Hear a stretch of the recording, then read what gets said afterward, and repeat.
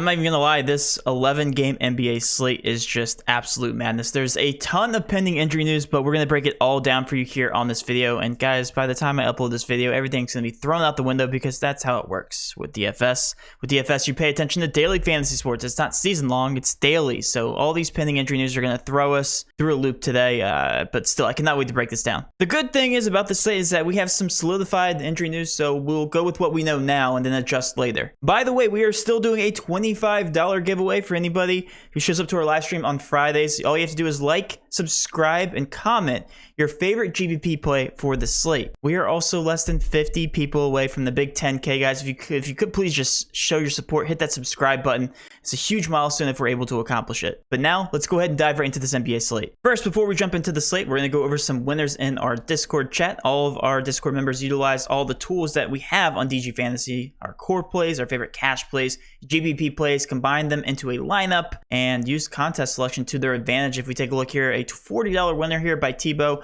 one of our long-term moderators. We had TJ, who had a close takedown, got second place, almost had $500, but he decided to play Crowder, I believe, over Miles Bridges. So it was a couple points off there of a takedown. We had Casper, who's also been having some success, $20 winner. We had a close or probably a GPP takedown here, $30 and $175, $2 and a 7, 50 cents and a 3. I can keep scrolling. We have some more. I think it's the same screenshot. We have another winner here. First place finish, but also with all of my videos going forward, I like to talk about strategy at the very beginning of the video. That way you can adjust your strategy, your techniques, your contest selection later on in the day before our live stream, before you grab all that updated news. So last night, this was my double up lineup, taking high owned guys. That's it. That's the strategy. You always take the highest owned guys in terms of double ups, take the industry projections, put them into a lineup, and that is your double up lineup. Because when your double ups cash, your GPPs probably don't do so well because you're taking the chalkiest players. But if your double ups miss, that means the non-cash players are probably going off, and you probably should take advantage of them in bigger GPPs, taking advantage of the lower ownership. That's how it works. This is my cash lineup, and actually there were some lower owned guys in my lineup, unintentionally, obviously. We had Kevin Durant showing 13.9% ownership. I thought he was going to be a little bit higher. It looks like Jokic and another build to pay down at point guard was the chalkier of the plays. Regardless, I had a bulk of my guys carrying decent ownership, so that did cash. It got just over that cash line, turned $25 into $50 there. That was my cash lineup. And then for my GPPs, I did reiterate in the Discord chat how little you have to get different to take advantage of the ownership there in medium-sized GPPs. So let's take a look. This was my first lineup. This was 275 points. This was my highest scoring lineup on the slate. I only played 3 additional lineups to my cash lineup. My core was still Simons. I had him in every single lineup, so he started out there. Miles Bridges, Mikal Bridges, both of those guys ended up in my lineup, again, unintentionally, just because of the build. Draymond Green, LaMarcus Aldridge was also a core in all of my lineups. Lonzo, and then I got different here with DeMar DeRozan and LaVine because I did that mid-range pay down option from Jokic and Durant because there was an obvious build that went to either one of those two, and then you're able to pay down at the point guard, forward position, and get different that way. But I got different here by going 2 mid-range options, and that is what pushed me to close to the top. Finished 9th in this one. Looks like I was about 30 points off of first. So turned $3 into $15 there. I believe I entered that in another GPP as well. But also my second GPP, let's take a look here how I got different in this one. Simons, again, core, Bridges, both Bridges were in there. Draymond Green, LaMarcus Aldridge. This one looks very similar. And then I got different here with going down to Little. That was my low-owned GPP play in this lineup. And then Jokic, who didn't play the entire fourth due to the blowout, but Little did. So I benefited with him, did not benefit with Jokic. Jokic was the bad chalk. Obviously, was very efficient once he was on the court, just didn't play those minutes. So that's how I got different in that lineup. Again, getting different in about 2 to 3 spots in every single one of my GPPs. That was my success from last night. And I have one other GPP lineup here that did not cash, I believe. Let's take a look at that one. 247, I believe it was this one. Hopefully I clicked on the right one. Yeah, I went different with Steph Curry because, again, Durant and Jokic were the obvious pay-up options, so I got different with Steph Curry.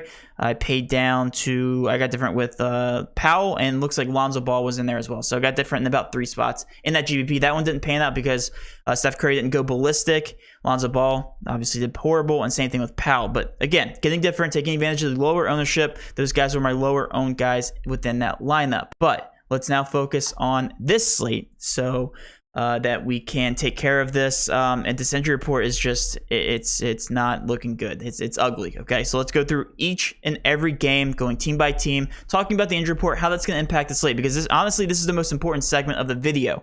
Because if you're not paying attention to this, you won't be able to adjust later on the slate. So let's talk about each report here, each team, how that will impact the slate as a whole here. Starting out with the Boston Celtics, Al Horford, Josh Richardson are questionable. That does impact Robert Williams. Robert Williams became very chalky when Al Horford was rolled out, I believe 5 minutes before lock on Saturday or Friday, one of those days. He was ruled out 5 minutes before lock. Robert Williams shot to the top in terms of ownership. That's going to affect him. Again, he will be very chalky if he does start and play without Al Horford. Same thing with Josh Richardson. That does affect the guard play there. Dennis Schroeder gets a little bit of more of a effective run, gets higher minute boost and all that good stuff. Same thing with Marcus Smart and Jason Tatum. Technically, their usages are affected somewhat. Going on a little bit later down here in the injury report, we have we'll stay in the same game here. Cleveland, Kevin Love, Markin, and Colin Sexton are out. That's been a thing for a while now. We've had about 3 or 4 games for those price tags to adjust. That doesn't really impact them too much. Sacramento, nothing really going on there. Woodard doesn't really affect the rotations because he doesn't play. Kelly Olynyk is still out. That does affect him a little bit. Again, we've had a couple of games for those price tags to adjust with them. Zion Williamson, same exact thing. Bradley Beal is out for the Washington Wizards. This is the biggest impact of the injury report so far, because now you take the highest usage guy off the court here for this team. It does give an impact here to Dinwiddie, Aaron Holiday, Caldwell Pope, Kuzma, Gafford. I know he was out last game, but again, the price tags really haven't come up as much as they should versus a horrible team in the Pelicans. This is at home, so there should be a lot of points to be scored here, a lot of bad defense. We will talk about that picture here in a little bit. That's what we know as of right now. What we don't know is Jalen Suggs. What is he doing here? He is questionable. I think he exited the game early last game with an ankle injury, so he could easily sit in this game. That will impact the guard minutes, the guard rotations, all that good stuff. So we'll see how that impacts that here a little bit later on in the day, probably during our live stream. With Atlanta, we have Hunter. He's been out for 1 game, 2 games maybe. That has impacted the guard play. Whoever starts for that Atlanta Hawks team will carry some ownership because they get a heavy boost in minutes, a decent amount of usage. So Kevin Huerter was a benefactor there. I will cover them here in a little bit. With the Pacers, Duarte plays about 30 minutes or so, or has been 30 plus minutes. If he's ruled out, that will impact the minute play behind him. McConnell would benefit the most there at the shooting guard position if he does start.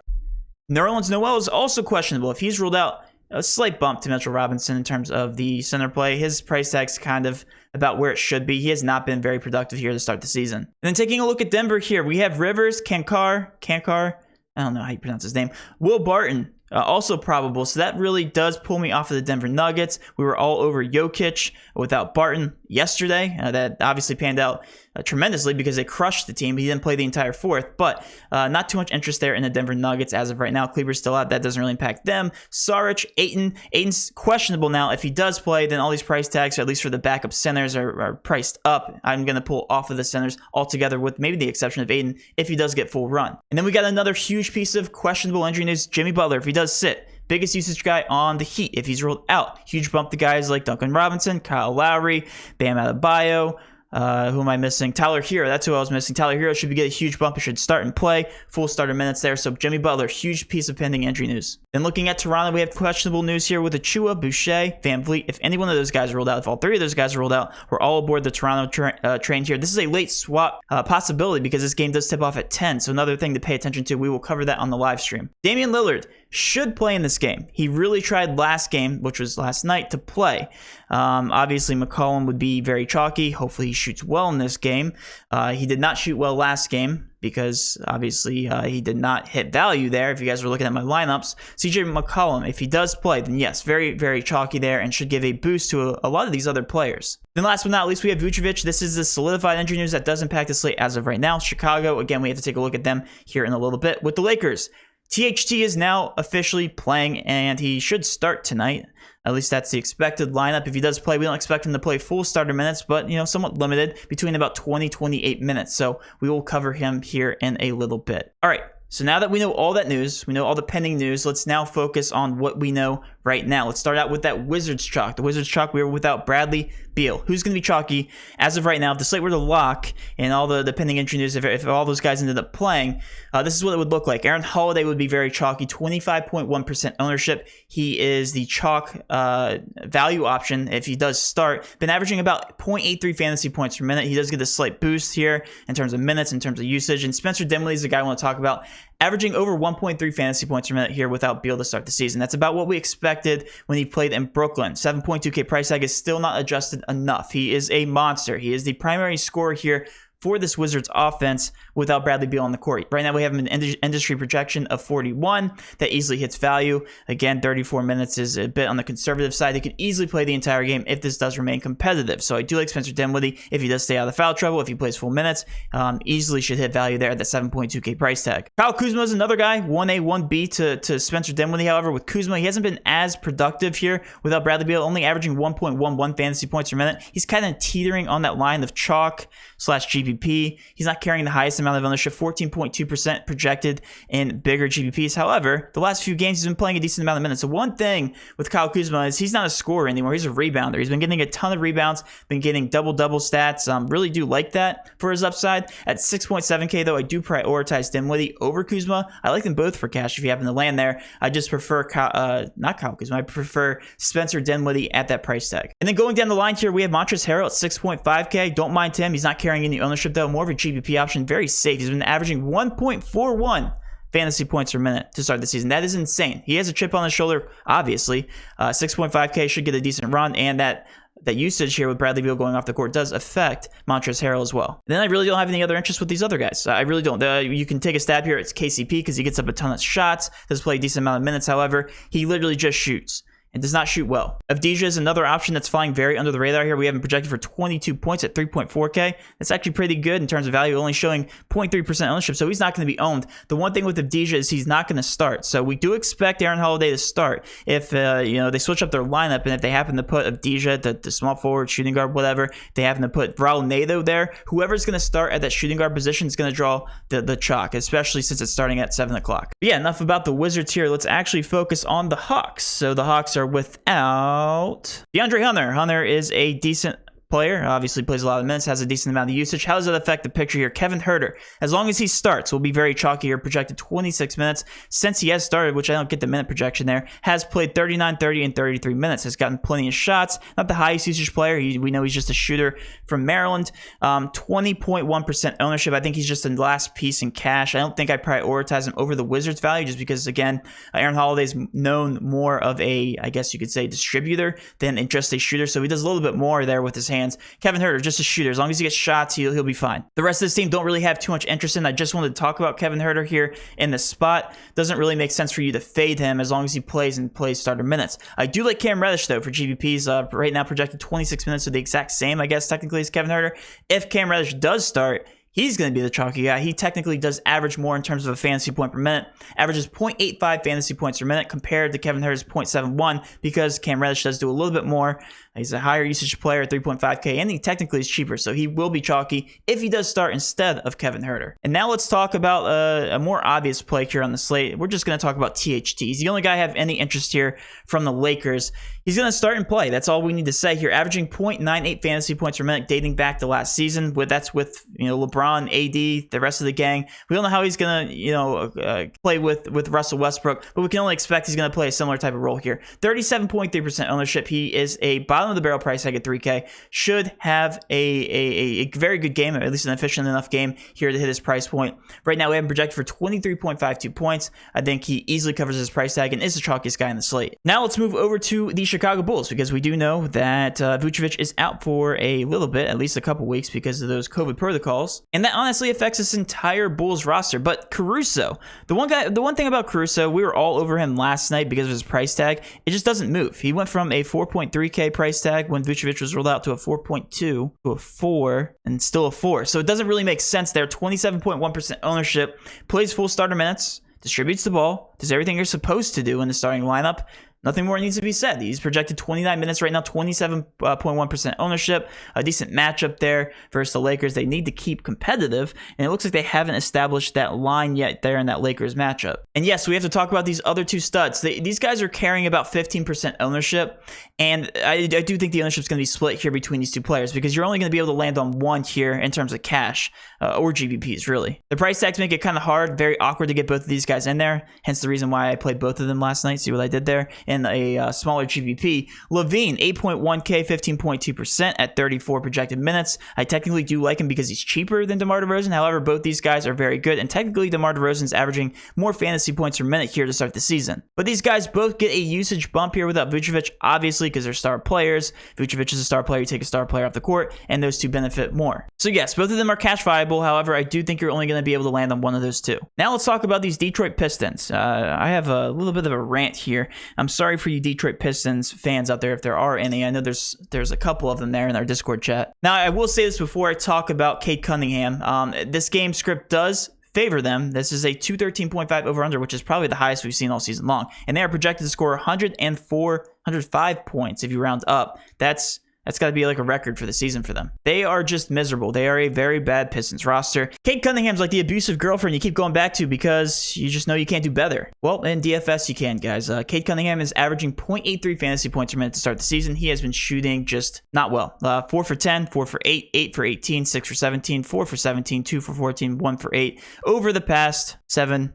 Is that right? 7 games. Yes, I can count. The industry averages just expect him to keep performing because he is the first overall pick in the draft. 5.5K. He's going to be playing minutes. It's just that he never does anything with them. He's frustrating, guys. He's very frustrating. The last few times he's been chalk, he's busted. Cade Cunningham, I mean, yes, I guess I like him because of his could-be upside. We haven't seen it yet, so technically he has no upside, right? Because we haven't seen it. We've seen it in college. That's about it. But at 25.9% ownership, I guess you can play him as a last piece in cash. I'm not prioritizing him. I will tell you that right now.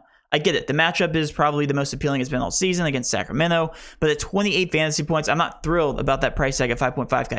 I get that it came down, but is that the only thing pushing up his ownership? Next on the list, I actually have more interest here in Isaiah Stewart because Isaiah Stewart is starting for Kelly Olynyk. He gets the starting rotation here. 32 projected minutes, or he's projected 28, played 32 last game, and averaging 0.98 fantasy points per minute since being on this Detroit roster. So we know that he can perform fantasy point per minute wise. We don't know that about Cade Cunningham, so I don't know why the ownership split in half here. Probably because he's a center option, but regardless, Isaiah Stewart, I do consider him more of a GPP option because of his lower ownership, because of all the other center options on the slate. And honestly, that's pretty much it in terms of the chalk with what we know right now. I guess I can keep going down the list here. CJ McCollum is carrying ownership with the assumption that Damian Lillard is out. We still don't know that. Same thing with Bam. Still don't know what Jimmy Butler's doing. Porzingis at 7K. I think he's carrying ownership because he went ballistic the last 2 games back when he was chalk against my Spurs. We won't talk about that. But yeah, that will cover the entire slate, guys. Let's talk about my favorite overall prize pick here. 31.5 fantasy score for Darius Garland. Has hit that the previous 2 games that he has started and played. Right now, Markkanen, Love, and Sexton are still out. Don't really get the fantasy point projection here. He has hit that easily the last 2 games, unless they randomly roll in Kevin Love, Sexton, and Markkanen. I don't see why he won't hit this 31.5% or projection as of right now. So if you guys haven't signed up for Prize Picks, go ahead and enter code using DGF. You get a 100% matchup to $100. Makes no sense not to play over there. One of the easiest ways to play DFS today. And that will wrap up my video, guys. Hopefully you did enjoy this content. If you did, please do hit that subscription button, notification bell, and of course smash that like button for all of our future NBA content. With all that being said, have a great rest of your day, and let's cash.